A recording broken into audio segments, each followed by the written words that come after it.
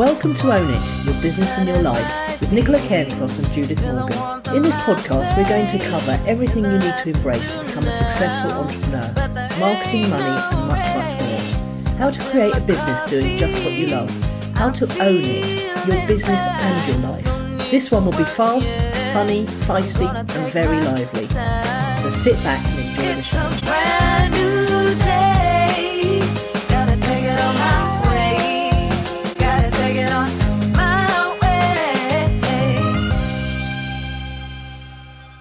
Hello.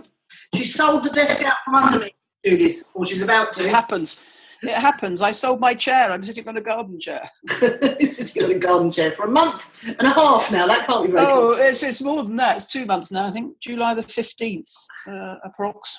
Right. So tell us about your week then. Well, it's been a strange old week, Nicola, actually. In fact, on my sheet for what we've got to talk about today, lots of interesting stuff I'm quite excited about today. But it starts on a strange note, which is that I've been thinking a lot about the future. We both think that travel, your impending travel, my impending travel, will open up our worlds because we've realised that sitting in a little room with your laptop, it can sometimes be the opposite. And I was thinking about the pros and cons of virtual working. And one of the pros of virtual working is that you never need to go out, which is also the con of virtual working. You never need to go out. So I've realised, obviously, this is not new news, but, that's a double-edged sword, as with so much. And even though we're travelling to places that are where the community is smaller than where we live now, we think that our world is going to open up. And I was interested, I found it last night by accident, but I was interested in a blog post that Lee or said that she'd been inspired by about a bloke who lives somewhere in America. He lives in Atlanta, and he's got a wife and one child. And he's deliberately chosen a small home so they will have to leave the flat. First of all, they'll save money because it's cheaper, which is part of what we're doing with this scaling down and travelling and virtualness. But he'll have to leave the flat for everything. So he'll have to leave the flat for exercise. He'll have to leave it for community. He wants to live. He wants his smallness of his living accommodation to force him into the community to have this opening out that I'm trying to describe. Yeah, that's really interesting, isn't it? I'm quite drawn after this first adventure, to the idea of those communities where you pay, I think it was $1,000 a month, wasn't it, to live in a lovely luxury hotel room, but you've got communal facilities which you have to go out for to eat and all that stuff. So you can't spend your entire time in your room. Mm. Interesting, isn't it? And it's very insidious how it creeps up on you because, I used to be quite a sociable person, have dinner parties and all sorts of things. And now the thought of that, I don't know whether working at home on my own has turned me into an introvert, but I certainly feel like more of one.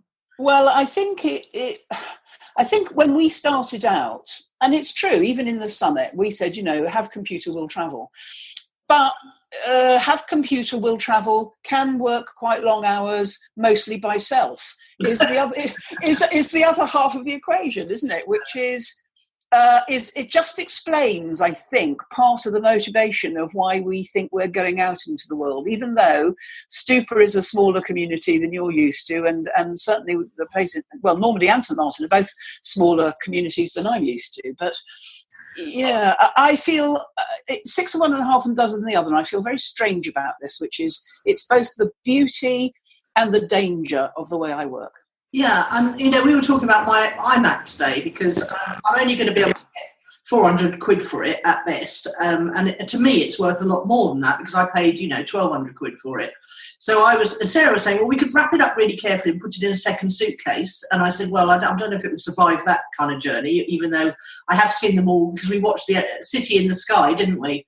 Where we watch all the suitcases whizzing around rather marvellously in little containers. But yes, I thought, there's actually no desk in Stupa. There's a balcony with a table, and there's a breakfast bar and things like that. But there isn't a desk, and I don't want there to be, because the whole point about going somewhere else is to force me out of my comfort routine, which is a computer for long hours of the day, where I don't actually really need to. So I'm going to give it to Nelson, I think, to look after, bracket, inverted commas, look after. Yes. Because he does music and I think he'd like it. And I can always claim it back when I come back, although I probably wouldn't be that mean. But, I just want to force it. So I can't get too comfortable at my computer when I go, and I don't want to replicate the same routine. Yeah. Yeah, interesting. So what else? Anything else this week? You said yes. The second thing is I've done 2 Pay What You Want sessions this week, and we've talked about Pay What You Want before, and it's quite. And I want to do more of that, but part of this thinking about the virtual working and the double-edged sword and the opening out and how do we want to live our lives when we move is ultimately, as you know, I want to turn my whole business model over to that, and I just think it's quite interesting that I should get 2 this week. They're almost like signs. Yes, and I've been talking about what the kind of people I want to work with, and the last one popped up on the meeting, didn't they? So that was really interesting. I've been waiting a while for this. She booked in, and I've been waiting a while to talk to this person. But when I was talking to her, I just thought, I really would like to work with more of these kind of people. So let's just put the feelers out. And that's what this is about for me, is to be able to choose who I work with and be able to turn, as we talked about the other week, turn away or redirect to a more appropriate. Are you all right? You're making some strange noises, or is it just the recording? I think it's you making strange noises, but the point is, between us, there are strange noises somewhere. Yeah, okay. Well, we'll just have to be aware of that, and I'll edit them out. So as I was saying, just to be able to redirect perhaps to more appropriate resources the people that I don't think I'd be a good fit for, and I think I'm looking forward to that and really exploring who my ideal client is, because I don't really feel I've nailed it yet. I do think it is very. In fact, I've done one of my group calls already this morning, and there were 3 ladies there, and at least with 2 out of 3 of them, the issue came up of turning away the wrong client. I find that absolutely liberating, is to turn away, to say no to the wrong, because you leave space for the right. Yeah, and also, I love referring other people on to people who would be better served to help them. We've got good Rolodexes now, as they say in America, so, we do know the right people for people to work with, don't we?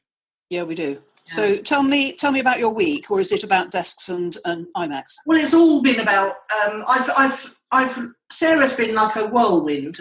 We've actually still got 4 weeks to go, and the place is looking barer by the second. But I think it's, A, she doesn't want to do it all at the last minute, and I can totally understand that. B, I'm absolutely resisting it, so I'm no help whatsoever. And emotionally, I'm finding it quite tough as, things disappear and having to say goodbye to things. Even though I wasn't living particularly cluttered up anyway, because obviously I only moved in here 5 years ago, and I had to get rid of everything from the hotel before that. So, it's emotionally challenging, but as time goes on, and it's getting more and more freeing. And the funny thing is, people, she's selling things on Facebook selling groups rather than Gumtree or anything, because we haven't really got anything worth anything. And people are turning up for the funniest things, Judith. And this week we had a chap who bought one of Steve's pestle and mortar, actually. And it's a great big heavy chefy type pestle and mortar made of granite. And he turned up for it, and then he took it away, and then he rang up and he said, it's broken, it's been broken and stuck together. And we thought, how on earth could you break granite for a start? And how on earth could you stick it back together again? But he brought it back for it to get his £5 back. And we invested, looked at it, and yes, lo and behold, there was some sort of crack that Steve had obviously repaired. And I thought, would you bother to go back somewhere for a £5? That's just, your time and effort. Well, it's interesting because I sold for £20 a garden gazebo, a nice green pop-up thing that comes out of a very neat bag and gives you quite a big space. You could easily see 8 to 10 underneath this rather attractive gazebo. I may have sat under it myself. You may have, and to the girl and boy took it away on the bus, and then they sent me an email several days later which said something like, we're not now going to the thing that we bought it for. Would it be okay if we brought it back and you gave us our £20 back? And I said, no, but please feel free to sell it to yourselves on Gumtree where you bought it, or something like that. I mean, aren't people weird? Yes, they are weird. And then I tried to turn it around in my head to say, well, perhaps he enjoyed getting out of the house and going for a nice little outing, and perhaps he was looking on it as an outing rather than having to get his £5 back. Well, so I was trying to talk myself into the frame of mind where any excuse to go out of the house would be a good excuse. And when you got it back, was it a nice thing despite its flaw? Yeah. I mean, it was totally fit for purpose. And totally worth a £5. Yeah, not much more worth. But let's move on quickly before I get very, very cross with this man.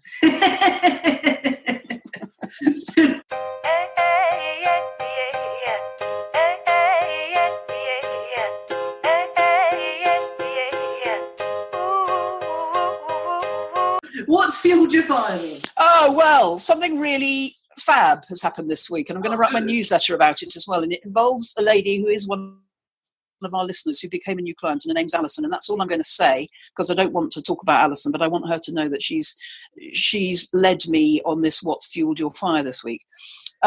She joined me in September, and I said, how do we know one another? And she said, I heard you on so-and-so's webinar on a tele-summit that I did in January. And I remember thinking in January, I'll get loads of clients out of this. Not a single client.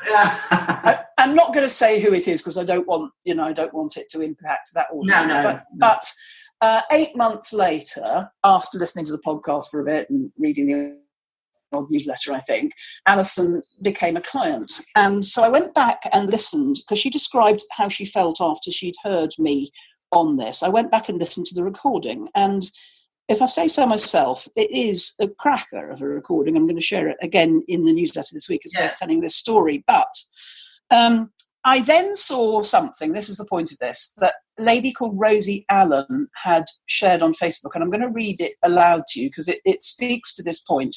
And she addresses it to coaches, artists and creatives. And frankly, those are my clients these days. Yeah. And it's headed, I'm already your client, is what she calls it. And I make a few adjustments as I go because she was clearly typing very quickly.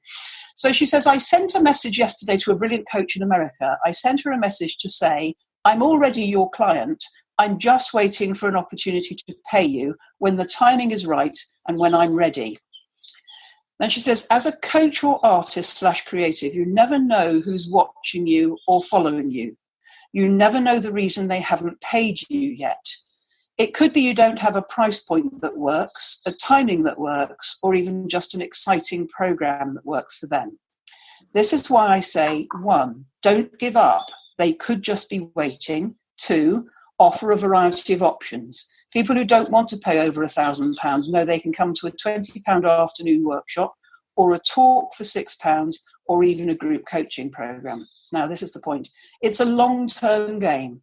Never be discouraged at helping someone and then not signing up with you. They could well become a paying artist lover in a few years. You never know who is already your client. And so this is about the long game, about the pipeline. And it fueled my fire that I'd thought I'd done this webinar. I'd done a good job and I got nothing from it. But actually, 8 months later, Alison came into my life and I'm going to love working with her. Yeah. We always talk about throwing ripples in the pond, don't we? Well, I do. You just never know when the ripples are going to come back, but something will happen from every bit of action you take. I think it will. I think most of my clients who are newbies worry that whether or not it'll come in time. But you and I've been around the block a bit, so actually we don't. Although sometimes we have an urgent and pressing financial need, we can play the long game more easily than some, perhaps. Yeah, it's interesting that one though, because the thing is, you've got to walk a fine line between confusing your clients and offering things that might tip someone over. So I think really it's all got to be about having a core offering on the back end, 1 or 2, perhaps mastermind and top level and a club thing. And then having, every time you have a creative brain fart, you make it about something on the front end, either free or low paid, which makes it more fun to sell because you're not riding so much on it. And also, it brings more people into your funnel who wouldn't be there otherwise. Your thoughts? Funnels, yawn. I know. Can't be doing with all that. But tell me what's fueled your fire. Well, the thought of all this leisure time to come. I wrote a blog post about it the other day on swaggerandsold.com called Doing Nothing, and you had an honourable mention because you make it in such an art form. Yeah. I've read all the stuff on there. It's good. Yeah, and I'm trying to get my head around the idea of what I'm going to do with all that leisure time, because I'm not going to have to feel like I work so hard. I'm not going to be in a place where I can sit at the computer for hours. There's going to be not a lot to do, although it's albeit in nicer surroundings. And I'm trying to practice, if you like, having more leisure time. What will I do with it? I mean, obviously I'm going to read, and I'm obviously going to write. And I'm going to sit and look at the sea quite a lot. Is there anything else I need? Oh, music. I could start listening to music again, couldn't I? So I'm practicing. You could go for a walk. Yeah, well, you can have a think. And you and your thinking. I think all the time, Judith. It never turns off. But no, me neither. But I think when you're just thinking is a more powerful thinking. It's closer to meditation in a way. Yeah, I'm going to be meditating definitely, and but for the first time ever. I mean, Gary Vaynerchuk said something this week. He's back from his 3-week holiday, and he said something along the lines of, "You've got to create to make a dent in the world. You've got to create stuff. You've got to do." He's do, but don't just busy do. Create stuff, and that's how you change things. And I just really sort of resonated with that, because I'm going to have the leisure time to create stuff. Now, what that's going to be, I don't think it's going to be lots of different programs, for example, but I think it is probably going to be, blogging and writing, and that'll probably be it, to be honest. So, but I'm not scared of it. I'm pretty excited by it. Yes, good. Okay. I wouldn't be taking my leisure time lessons from Gary V. I might be taking my dent in the world lessons from Gary V, but I have no desire to make a dent in the world. No, but his point was that it's only by creating stuff. It's that same thing of focus on output rather than input. Yeah, but he's still talking about being very ambitiously involved in growing a business. No, I think he was more talking about how the people, because he works with lots of creative people. Remember, his whole firm's full of them, and they're the people who have to work with the corporate people who aren't very creative. So I think he was more talking about the fact that you tend to, everyone expects everything to happen for them, but they're not actually creating anything and putting it out into the world. And it's only by, like you said, doing that summit or podcast. Yeah. But that's in the context of my work. When we're talking about in the context of leisure time, I want it to be about less, not about more. And it isn't about dent or ambition, leisure time. It's about me and my life. Yeah, me and my life, yes. I'm not even sure if I didn't have to whether I'd work, although I get a great deal of satisfaction. That's the thinking I've been doing this week, which is, if my life's going to be completely different, how would I choose it? And because I've worked for 40-something years, I don't even know how to begin to do that thinking. That's why I say, thinking time is, exclusive thinking time is very valuable, because you have to ask yourself questions like, what would I do if I didn't do what I do now, type of thing, and wait for the answers to come, because they don't come straight away. I haven't got a whole backlog of things. And also it's this difference between doing and being. Leisure time is in the being space, and creating and doing a webinar is in my workspace, so that a lovely client comes from it later on. For me, they're the two sides of me, the two sides of the coin again. Yeah. I'm not convinced that creators don't need to create just for their own satisfaction as part of their leisure time, regardless of work. Well, there's a chance for us to experiment with that. Yeah, cool.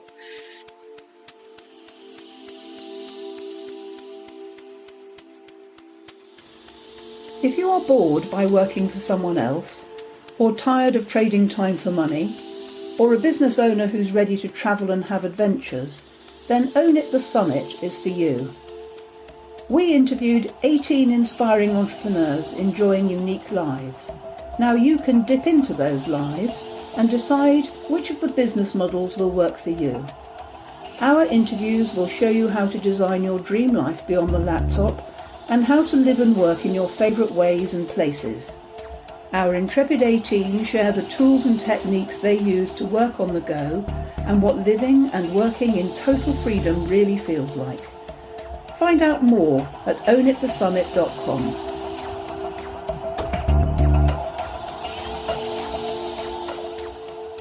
Right. Client challenge of the week then. Yeah, we're doing Sarah's, and it's got 4 questions. I'll read them quickly and then I'll read them slowly. It's about listening to the advice of other people. Whose advice should you listen to? How do you find your gurus? What if several of your favourites tell you completely different strategies? And what if you see them advising one thing and doing another? Yes, and we asked Sarah for ideas on this one because we were running out of ideas, and she came up with a corker because I've had several examples of those in the last few weeks, so it struck home for me as well. So, shall we start with how do you find your gurus? Yes. How do you find yours? I don't actively look for them anymore, but when I was training to be a coach in 2002, 2003, a little bit longer than that, 4, 5, 6 maybe, I did, went to a lot of events and a lot of training and read a lot of stuff online, and the people you meet online and off make word of mouth referrals or allude to quotes from people that resonate with you. And I think you get to the place, certainly the place I've got to is I feel I know enough. I don't need new news and new gurus all the time. I have favourites that specifically resonate with me, a couple, and I don't really feel I need any more than that. I think the core message that's going to come out of my response to all of this today is about trusting yourself more and more and not continually looking outside yourself as if you're not enough.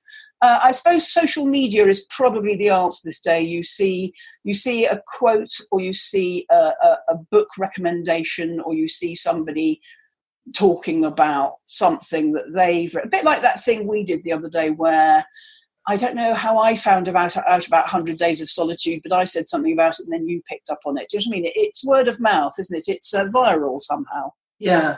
I mean, before social media, there wasn't any of this, was there? We had to actively go looking for people to emulate or read about. I mean, we found books, didn't we? And I suppose we went on Amazon in 2002 and had a look and see what appealed and bought it and whatever. Of course, that when Amazon started, I can't remember. I can't actually remember how we used to do it. We were talking about libraries the other day, how I used to spend all my time in libraries because that was the only place you had access to any information whatsoever, and they had microfiches. Remember them? Oh, I do. I've never used one, but I know what they are. Yeah, they're quite difficult to use, but they're very good. But yes, you're absolutely right. Something strikes you about the way. With me, it's generally what they've written, and then I go and check them out. And if I listen to them, and funnily enough, I'm drawn to people who are the complete opposite of me. I'm drawn to the slow, measured, calm, peaceful, certain sounding people, like Dan Norris and James Schramko and then obviously Gary's a case in his point, but Rich Sheffrin's very calm and measured and thinkers. I'm drawn to thinkers, but people who seem certain of what they're doing.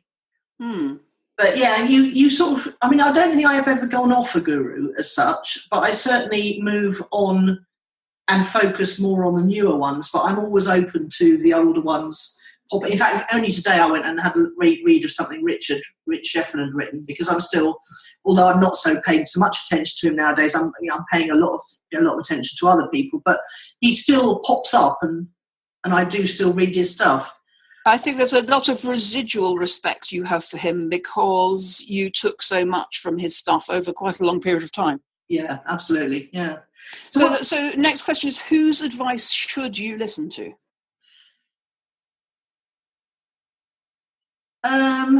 Well, there's a difference between reading stuff that people are putting out, which is advice to the general world, and then there's advice that people actually give you.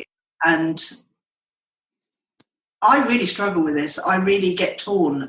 I think if you still haven't achieved something you want to achieve, you will feel that there's something missing in you, in your knowledge, in your background, in stuff in a tool or a tactic.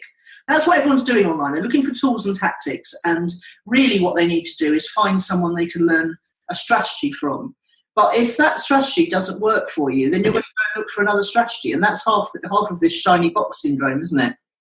I don't think the tools and the tactics are half as complicated as people think they need to be. So there's been a debate this week in my group about inbox zero, and one of our listeners said, I need a proper system to follow. You see, I don't need a proper system to follow. I just use my common sense. I unsubscribe from everything. I delete most of the rest, and what's left is my work, and I do it. I can invent my own systems. I think the system is inside of me. I'm very confident of my own ability to solve my own problems in the main. I don't think the answers are outside of me. However, whose advice should you listen to? What feels right? So if I read some advice and I think, no, sorry, that's gone. If I read some advice and think, oh yes, I might listen to that. And quite often I think the response is in the middle, which is, oh, I might need to think about that, see if it has any value for me. I think there comes a point where you're full up and you're just overwhelmed by advice and information, and then you've got too much, and then it's about clearing it out and paring it back to the ones that really speak to you and that you resonate with and you like, and you like them as they progress through their iterations.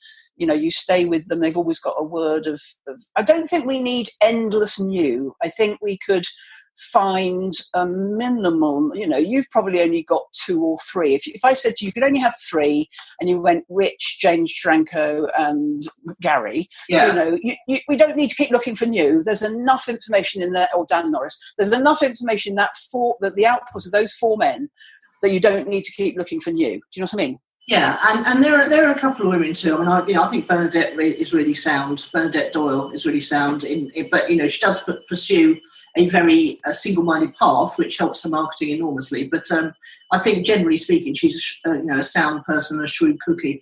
It's imagine if you go to a multi-speaker event. Some of the speakers are going to resonate with you, and some of them aren't. Some of them are going to resonate with you, but their techniques they're teaching won't.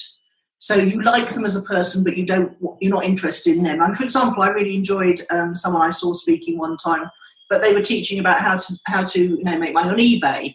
And I find eBay completely confusing and overwhelming. So I wasn't interested in what they were selling, but I did like this person. So that's a good way to think about it, isn't it? That you don't have to buy everything from someone you like. You can choose what they've got that works for you yourself. I think the other thing, Judith, is you've had a business success which helps you in confidence. I think when you haven't had a business success, you don't feel so confident in following your own intuition. Yes, I think I agree with you to an extent, but most of the clients I work with are more competent and confident than they know. So it's a bit like, where you look like a competent businesswoman, but inside you feel like a little girl.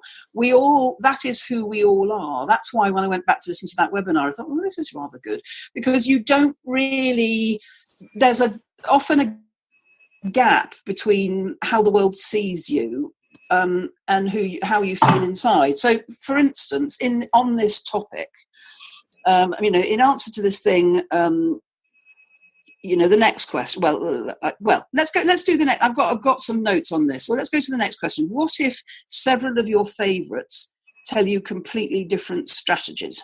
Well, this has happened to me just recently. Okay, tell me about it. Well, okay, so a lot of the people I listen to, for example, I had a lovely call with Neil Stafford the other day. We were just talking about something, and I just said something, and he said, I think what you should do is as people come into your funnel, you should sell them the top level program. Yes, I remember you saying that. And I did go and think, that's a genius idea, let's do that. So I changed everything around, and luckily in Infusionsoft, you do it in modules, and then you connect up the modules. So you can connect and disconnect modules very easily. So I sent everyone through my, offering them my mastermind level first. And then I just thought, I don't know if this is the right thing to be doing, I just think because you're talking to cold people who've come in and just downloaded a free book, and now you're trying to sell them something that's, and it's the most expensive thing you've got. I'm not sure that didn't sit right with me after all these years of doing the funnel the other way around, where you sell someone something low, you give them something first, you build a relationship, you sell them something low cost, you invite them to take the next step up, and your top level clients tend to self-select through that process. And I don't know whether it's just that I'm so habit bound or what, but I bottled it after a week and disconnected that module and put it further down the funnel. So, and who was the guru that gave you a completely different strategy that you? Well, most of the others. I mean, yes. Frank Kerner swapped to the top down funnel now. Yeah. He only is interested in people who, and to be fair, I have actually left an element of that in that the minute someone downloads something for free, they are offered a chance to talk to me, whereas before they were only offered that chance after they, gone through the funnel of much more. So they get one chance to book in to talk to me right at the beginning, and then they go back into in a nurturing and relationship building sequence, and then they get offered a couple of things at low cost, and then again at any point in that they then might get randomly offered the chance to talk to me. But I've got to be honest, Judith, most of the people who book in to talk to me don't show up. No. So let's go back to this. What if several faves give you completely different strategies? What's the answer? Go with the one that feels right to you. Yeah, totally. I mean, and I think that's true as long as we're not sliding back into what we've always done because it's what we've always known. And that's what that point you made about going to Stupa, not having the desk and da-da-da. I think sometimes I would encourage clients and myself to do something that's a bit stretchy, a bit uncomfortable, a bit not what we've normally done on an experimental basis. I do quite like the top-down model as it happens. Yes, well, I'm still, like I say, I'm still randomly throwing it in. I mean, they get, people do get a chance at the beginning, but as I say, I am finding that the people who book in at the bit like that don't turn up. Yeah, they haven't built a relationship with you. Yeah, so they must be working on a numbers game where they've got 1,000 people opting in, 100 people book in to speak to them, and perhaps 10 will turn up and be good clients. It must be a numbers game. Somebody who doesn't turn up is never going to be a good client in my world. No, of course not. But if you have 100 people who fill in the application form to you, and then 50 of those book in to talk to you, and then 10 of those turn up and are good clients. Yes. One of our listeners, who's a client of mine, will recognise herself from this story. She shared something on Monday, which was she noticed that the people who make the appointments to speak to her during the course of the webinar and take that appointment within 24 to 48 hours become her clients and are therefore ideal. And the ones that make appointments further out either that's so true. Don't show up or don't sign up. Yeah. In fact, I've just been thinking of I've been jigging my diary around, and that's a project update thing, but I've been thinking of decreasing the amount of time that people can book ahead, because I think by booking in to talk to me, their brains are saying, I've done something here, I've achieved something, and then they go away and forget all about it. Yeah, you want them to be red hot to trot, basically. Yeah, absolutely. So altering your online diary is a marvellous thing, because you can just keep tweaking until it... Yeah, they are. I wouldn't be without mine. Now, Sarah's fourth and final question is, I think, the most important. What if you see them advising one thing and doing another? Well, interesting. I observed this in James Schramko the other day. He's been going through the Ryan Levesque Ask training, like a lot of us have. And part of that is...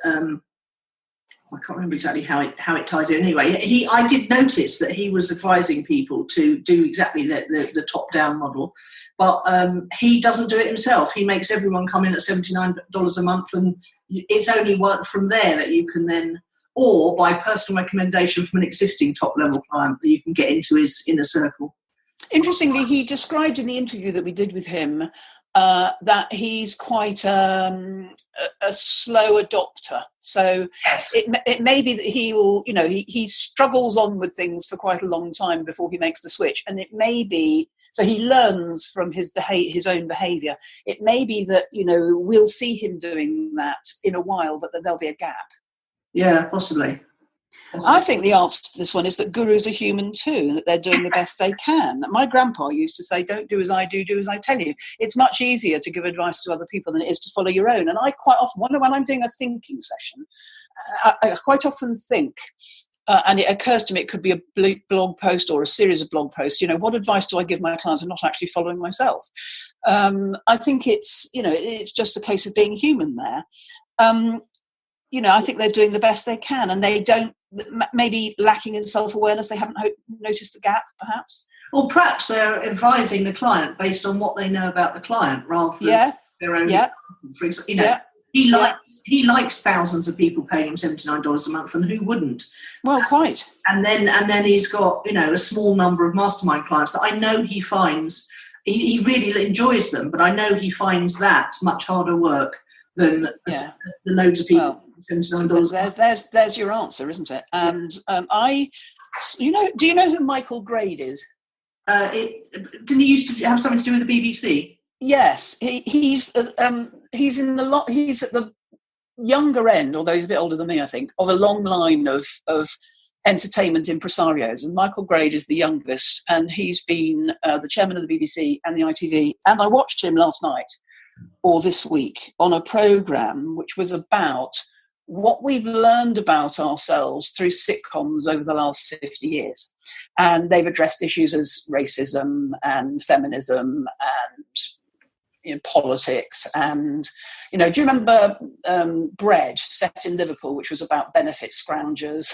And, all of these things, and Steptoe and Son and Gavin and Stacey, and all what we've learned about ourselves and laughed at ourselves and we laugh at other people and we laugh at ourselves. Anyway, he said, the audience is much smarter than many people give them credit for. Don't talk down to an audience. And since we're the audience, and I totally agree with him, so make the best quality entertainment you can for people. Don't think they only want rubbish, even in a world that might encourage you to think that people only want rubbish. And there's a lot of dumbing down that goes. And he said, the audience are smarter than you give them credit for. I totally agree with him. And what I would advise people is, read all of this stuff, consume all of this stuff, but be a smart member of the audience and, empower yourself, make up your own mind, become your own guru. Ultimately, don't keep thinking the solutions are outside of yourself, and recognize the humanness, the humanity in your guru, which is it's just one man doing the best he can, one woman doing the best they can. I've just had an image of a great blue whale who cruises slowly through the ocean, taking in lots and lots and lots of plankton and letting the stuff that isn't nutritious escape by opening their mouths again and letting it out again. So that the gills filter the good stuff through into, I'm not sure if it's the gills, but anyway, there's something that filters the good stuff through into their stomachs, and they just open their mouth and let the rest of it out again. So that's what you've got to be, a blue whale in the internet. Yes, and intend to get better and better at that. Trust yourself more, I would say, as well. I think that they're a guru. I'm not actually altogether happy with that word, to be honest, but let's say an expert, or a role model. Well, a role model's a good word, because actually to take advice from somebody who's achieved what you want to achieve is always a good thing, I think. But I think increasingly realise that more information isn't the answer. Stick to somewhere between 2 and 4. Put into practice what you learn from them, and when you see them, deviating from what feels right to you, be forgiving, but don't necessarily follow. Yeah, and finally, I just want to remind everyone about testing, because you might be in one marketplace and something might work, and you might be in a different marketplace, and the only way to really tell is to test. It's I remember how liberated I felt when I read Getting to Plan B and then Lean Startup, because it really drummed it home to me that even though your role model guru advice giver might know what they're talking about in their market, they might not know what's happening in your market or what would work in your market. But the other thing is, you might be in exactly the same market, but because of your different personality types, what might work for one person might not work for the next person, or make them happy, or make them, Yeah, and I had a really good example of that yesterday. A client of mine, a really fairly new one, sent me a top-tastic newsletter, and I'm always pleased to see a client's newsletter, but it came in at 8 o'clock in the morning, and she sells luxury jewellery, and I sent her an email which said, do you think this is the right time of day to be sending this newsletter? And she came back with a perfect answer, which was, when I was in my corporate job, it was the only time of day I could read it, and I read it all before I started work. And then I thought, oh yes, well actually, because it's luxury jewellery, her client base might be corporate. And of course, I was looking at the world through my own eyes, which is, am I going to buy jewellery at 8 o'clock in the morning? No. But if her ideal client is only going to see stuff like that at 8 o'clock in the morning, then it's got to get there. And I think that's a very good example of, my worldview not taking account of a corporate client, because of course they're not in my norm. Yeah. There's 2 phrases that exactly sum this up. One is, that which is most personal is also most general. Yeah. Which means that a lot of the things that you struggle with, everyone else is struggling with. And the other thing is, you are not your ideal client, which is the exact opposite. Yeah. And actually, that first one was what Michael Grade was saying as well. Yeah. Awesome. Well, that was a good one. Thank you, Sarah. Yes, bring them on, Sarah. If you've got any more of those, let's have them. I don't know if we've actually achieved anything except to say trust your gut. It's don't. For me, it's I enjoy gurus, and I will read everything that certain people put out and so forth. But I want people to not keep looking outside of themselves for the answers, to trust themselves more. Yeah. And, whose advice should you listen to? What feels right? Trust yourself more is my core message there, I think. And also be aware that we're always either looking for education or entertainment. And a lot of the time I'm watching Gary Vee for entertainment because, I've seen every single thing he's ever released pretty much. So how much more education? He does still surprise me on a regular basis. So, I was watching something the other night. He was making me laugh out loud while I was cooking. So, be aware if you're following someone for entertainment and, you're not looking to cram your brain full of more information, that's fine. You're as likely to, you're equally okay to watch Gary Vee while you're cooking as you are to watch Michael Portillo on Great Train Journeys of the World. Yes. My other secret weakness.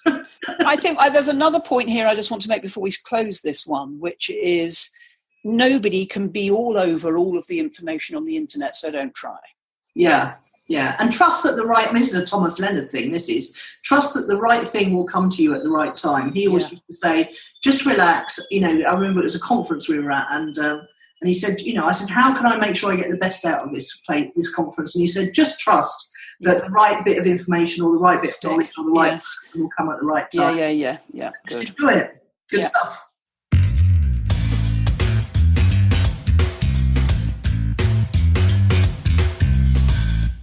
What's your word of the week then? Well, you go first. Sparse.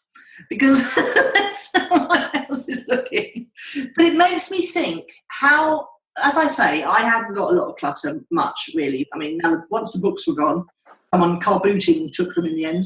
But it makes me realise how much stuff we accumulate, even when we're actively trying not to, and have moved around a lot. Is it that we feel more real if we have little bits of things around? Is it that it definitely makes a place more homely when there's bits and pieces about?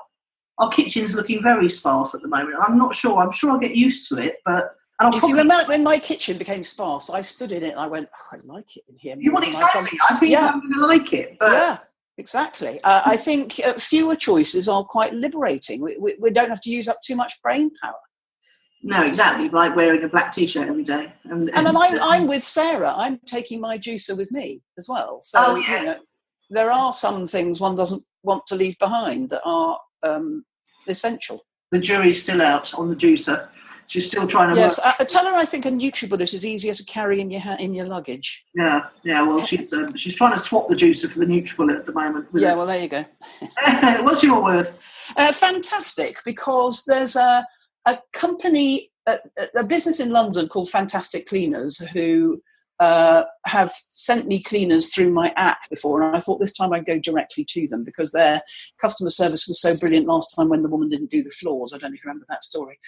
And so I booked a cleaner through Fantastic Cleaners. She came on Saturday afternoon. She was fantastic. I mean, the place looks absolutely gorgeous. She was fantastic. The company was fantastic. I read, and it's called Fantastic. Not irony, it's coincidence. They also live, some of them, in my street. So my street is full of vans with Fantastic Cleaners written all over it. So my word of the week is fantastic. That's brilliant. It must be so much easier to clean without all the stuff there as well. They must walk in and think, what is this place? Well, I think it confuses them a bit because when English isn't the first language. And so to explain that you live you're half moved out of your house, which explains why there's nothing in the bedroom except dust that you want them to hoover under things that used to be there, if that makes sense. Yeah. She did a fantastic job. I got her to do things... when you have doors that have like little recessed panels in them with a sort of architectural detail, I got her to do all of that because mank collects on those and you don't notice. Yeah, you don't notice till you notice. That's right. And then you spend a year trying to deliberate about whether you should do it or whether you should try and get your cleaners to do it. Well, I was so chuffed. I took ages to get this person round, and they wanted a minimum of 3 hours. And as you know, I live in a tiny space, but I really got incredible value for money. And it's just so lovely when somebody does a great job for you I went on to them that night and I sent a message and said, can you just tell that girl that she was this, a long list of things, you know, and even though we didn't have a language in common, we still managed to communicate quite well. She wasn't all that keen on my Hoover. I had to borrow one from a next door neighbour, but, you know, managed to do that as well. It was a very successful partnership on Saturday afternoon. Yeah, well, I've got a very good Hoover if you want one. I don't. I can't take it with me.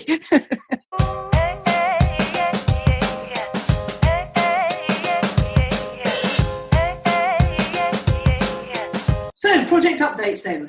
Well, it's the move to France. The last piece of paper, the leasehold management pack, arrived with my solicitor last Friday, 5 months after we paid for it. That's unbelievable. Nicola, please don't let me ever buy a flat again. There is just too much.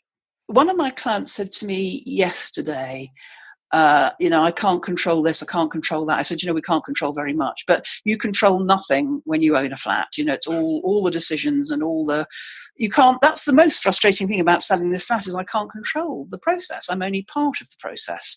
And I just have to sit and wait. Anyway, I'm never buying a flat ever again, certainly not one to live in. And I think I will, in the fullness of time, change the ones that I own to rent out for freehold because, don't start me on service charges. But... so I'm a little bit closer than I was last week on my project update. But hasn't the vendor gone missing now? And I found her on Saturday night, and she said to me her favourite expression, which she said about 6 times. I don't see any reason why we shouldn't exchange and complete this coming week. But it's Wednesday lunchtime, and I haven't heard from her yet. So who knows? I'm not trying because I can't control it. Yes. There's no point in getting cross in these temperatures. It's 31 degrees. There's no point in getting cross and shouting at her. But every now and again, I have to do that. It's probably not insurable as well, I can tell you. I think with both my legs out on the duvet last night. Yeah. Last night was a hot night. You're right. So tell me about your projects. Well, I'm changing my diary around to be Greek friendly, which means that I'm going to I've moved it so my availability is 8 o'clock in the morning, 8, 9, 10, between 8 and 10 in the morning UK, which means I'll be free between 11, 12, 1 in Greece, and then only certain days, so I can have certain days fully off to go and enjoy, outings that shall yet to manifest themselves. And it also makes it a little bit, as we've discussed, a little bit more difficult with America. But I think I'm going to have to get used to just working in the early evening for American people. Yep. Greece. Now that's fine. Early evening is fine because we can sit on the balcony and have a glass of ouzo or whatever. And not too much ouzo, obviously, because it won't make any sense at all. I just had this vision. No, stop. And the other thing I've been doing is putting tripwire offers in front just after my book opt-ins, because the Science of Getting Rich Online book is going like the clappers, largely from the video introduction on YouTube. So on a given day, I get anything between 2 and 12 to 15 opt-ins. And I thought this is crazy not to offer them my Money Gym book because obviously it's a similar topic. So I've done a little tripwire upsell for $9.95 and several people are taking me up on that. It's converting quite well. So I've just been trying to think of a tripwire offer for the how to market any business online. And then I remembered I'd had a Fast Start Masterclass, which I used to give away, and it's actually not been given away for a long time now. And it's in the membership area, and it's actually really good value. So I thought I could do that for $9.95. Anyway, so I've just been jigging existing content around to go, I know you find this stuff completely dull, but I like trying things out and seeing what works. And of course, once it starts working, you can just forget about it then because it's going to, run along for... I don't find it dull to bring to the fore again stuff we've created in the past but forgotten to market recently. Yeah, no, yeah, exactly. And Yarrow Starrett said something. He's another one I quite like. He said something recently about, because he does this as well. He forgets about stuff he's created because he's been around for so long. Yeah. And he says, you forget that you create this stuff to be evergreen, and the value and content doesn't change, but you just forget to promote it because it feels old to you, whereas actually it's new to someone else. Yeah. My main issue is going to be about getting everything looking right next. Once I've got it all in place and people are flowing through it, I think I've got to look at my presentation because it's an area I'm traditionally weak at, graphic design. So that's what I'll be looking at once I've got everything in place. But it's only worth getting that done, the branding, when you know where everything fits together. Otherwise, you might brand something completely the wrong thing. Mm. And remind me, I know I asked this question last week, but I've forgotten. Stupa is 2 hours ahead or 3 hours ahead? It's 2 hours. I think it's 2 hours ahead at the moment, but it'll be 3 hours at the end of October. So they don't do daylight saving in Greece? Worth checking. No, I don't think they do. No, they don't in St Martin either, which is going to make it very difficult for my Australian and New Zealand clients. And I don't have a solution to that yet, but I'll cross that bridge when I come to it. Yeah. Well, I think if someone, you could always say, I don't work with people from Australia and New Zealand, but we love them so much, those Aussies and Kiwis, that we... Oh, no, I want to work with them. I've got a client in New Zealand and I absolutely love working with her. No, I know, they're great people. Yeah. But it isn't... Funnily enough, I'm going the other way, so it's going to be easier for me. 3 hours easier. Yeah.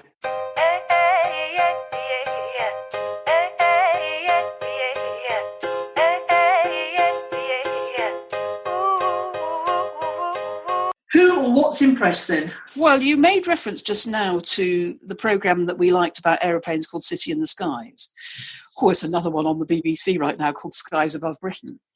And there's a man on that programme and a bunch of men on that programme that I've fallen in love with, and they're air traffic controllers. I've always secretly wanted to be an air traffic controller. Really? But there's an organisation called NATS, which is, I don't know, the National Association of Air Traffic Controllers or something, based... And anyway, this programme, you see them, it's a series of 5, I think, and I've watched 4. And AD is the man I'm in love with. He's a softly spoken Geordie, and his slot is 6 a.m. at Heathrow, where he brings in the jumbo jets and what he calls the big birds. And they come in, AB, AB, AB. And it's one of the most stressful jobs on the planet. And he's never lost the wonder for it. And he's in the dawn, and you see him talk about it in this gorgeous way. And then he goes all calm with the pilots, which of course is exactly what you want, because it's quite stressful landing a plane. Yeah. And then you see them in Nats with all of these. But I tell you what, Nicola, it's not... what the air traffic controllers are doing is commercial aeroplanes, some of which have got passengers in and a lot of which have just got cargo in. But the skies above Britain are full of nutters in light aircraft, hobbyists, who keep one in their garage, posh people with more money than sense mainly, and some of them are titled, Lord and Lady so drones, who are YouTubers who want to take pictures of everything, and he was a right nutter. The RAF, of course, who then go up and challenge people that come into our airspace without permission. That's quite scary, because that's sort of on the brink of war type stuff. And of course the mountain rescue people in their helicopters. So the skies above England are some of the most crowded airspace in the world, and on this programme you see them juggling all of the hot air balloons. Don't forget the hot air balloonists. They're juggling all of these people who want to get into the sky, and they're all freedom nutters. You see them, it's like, I feel so free up here. It's the romance of flying, all of that. And they're trying to keep them safe from coming into, either a warlike situation or a safety situation, or balloons, for instance, have right of way because they can't control anything. Everything else has got an engine. But AD and the men from NATS is who and what's impressed me. Also, an honourable mention must go to Lisa Warner, I mentioned her just now, who is putting out 10 o'clock every day, the only Facebook Live I've ever been able to bring myself to watch without screaming. What's the word? Being squeamish, squirming. Yeah. And because she's doing what we're doing, they sold their house earlier in the year, and they don't have any possessions. They've done some house sitting. They stay with one of their daughters. They've got children and grandchildren. They thought she put in a cheeky offer to buy a boat. They might do that. She showed an interest in that thing you talked about of the, you pay $1,000 a month to live in a community of people that roam the world. They don't have to be here to run their business. He does actually sell on eBay. No, Amazon. He either sells on Amazon or eBay. I'm not remember which. And she sells these marvellous conversation cards, but they have a business they don't need to be at in order to take orders and fulfill orders, which is brilliant. So they're completely free to travel the world. And her 10 o'clock Facebook Lives are all about, what are we going to do with all of this freedom? Freedom is the message of this Who or What's Impressed. It's all the people who are exploring freedom, as we are, of course, which is why it's a topic that would appeal to me, I think. So we're going to put the link to Lisa Warner's Facebook. Yes, I'll link to everything I've mentioned today. There's quite a few, yeah. Funny enough, mine's very similar. I was watching on Facebook. My daughter Phoebe's got a friend called Katura who's always been her friend. They've been friends since they're about 3 or 4, bless them, since they first met at infant school. And she's off travelling the world, mainly Australia and Bali. She's actually in India right now. She went to run a bar in India on her way out to Australia, and then worked in various places in Australia, and now she's back in India prior to coming home. And she obviously feels quite desperately homesick sometimes because of the things she puts on Facebook. And although she does look like she's having a lovely time, and she's very positive most of the time, but they all went to their first engagement party at the weekend. So one of their first number to get engaged. And Katura's obviously feeling a little bit weird about it because she put that, watching from afar, she's watching all her friends grow up, go to college, get engaged, get proper jobs, start to create stuff, start to become entrepreneurs. She feels very odd about that, and the fact that she's still travelling.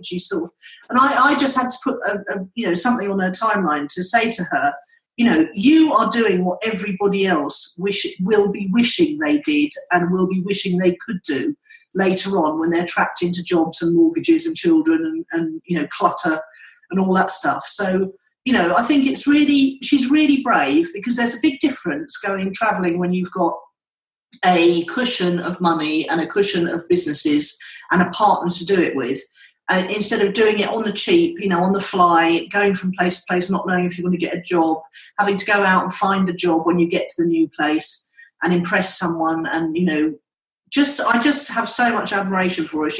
She's setting up her personality, I think, for whatever she wants to do later in life. She'll be that much better equipped to do it because of the internal strength she's developed by doing what she's doing right now.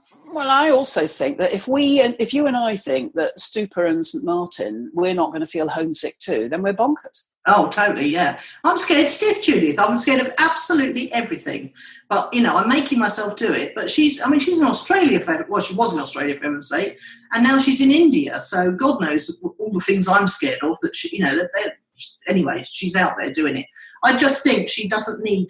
And I'm going to tell her that we've talked about her in this podcast so she can hear what I really think and how seriously impressed I am by Katura Milo.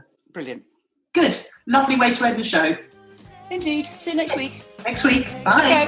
Bye. Gotta take it on my way. It's a brand new. You've been listening to Nicola Cairncross and Judith Morgan. The podcast is called Own It, Your Business and Your Life. Do come and visit us at ownitthepodcast.com. We'd love to hear your feedback. You can find out more about Judith and visit her on her website at judithmorgan.com, and you can find Nicola at nicolacairncross.com.